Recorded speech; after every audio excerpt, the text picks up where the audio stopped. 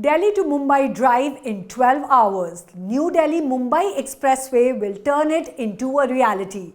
An airport in Ayodhya, the city of Ram Temple. These are just the tip of the infrastructure development in India. Budget 2025 earmarked 11.21 lakh crore rupees for capital expenditure. Announced a modified Udan scheme connecting 120 new destinations and planned for shipbuilding clusters under the 25,000 crore rupees Maritime Development Fund.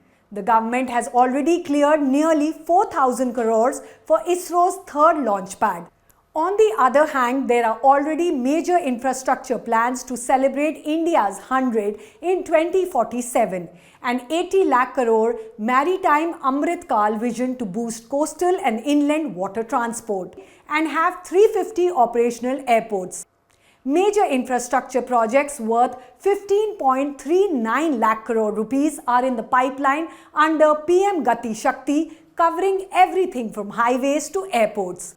Since 2020, there exists a 111 trillion rupees national infrastructure pipeline covering over 10,000 projects to strengthen the country's infrastructure. As central and state governments announce mega infrastructure projects, opportunities opens up for engineering, procurement and construction, EPC companies to execute these projects.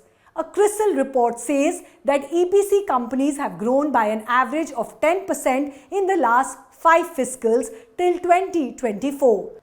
As the world heads for India to cut costs, global capability centers are giving a fillip to the infrastructure demand. A JLL report says that over the next 3 to 4 years, the number of GCCs in India will cross the 2,500 mark.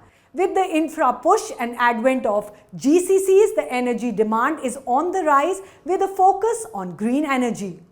India has achieved a remarkable milestone of 100 gigawatts in solar capacity, marking its commitment to clean energy with an ambitious target of 500 gigawatt from non-fossil fuels by 2030. With better job opportunities and development, the demand for housing is expected to reach 93 million units by 2036. Economic reforms for ease of doing business and geopolitics-triggered policy changes have brought in policies like Productive Linked Incentive Scheme.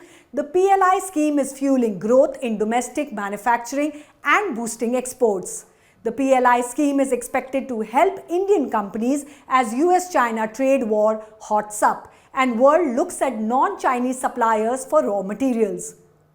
Kotak Infrastructure and Economic Reform Fund is designed to take the advantage of the opportunities arising from infra push, reforms and geopolitics-focused policies. It's an open-ended equity scheme that invests in companies contributing to infrastructure and economic growth. The fund primarily invests in construction, capital goods, energy, transportation, telecommunications and urban development sectors. The selection process considers a company's financial strength, execution capabilities, order book and growth potential. The fund follows a market cap agnostic approach for stock selection, meaning investments span across large, mid and small cap companies. The portfolio is structured to align with long-term infrastructure trends, with investment decisions influenced by government policies and broader economic conditions. The fund suits the investors seeking long-term capital growth with exposure to India's infrastructure development and economic reforms. Mutual fund investments are subject to market risk. Read all scheme-related documents carefully.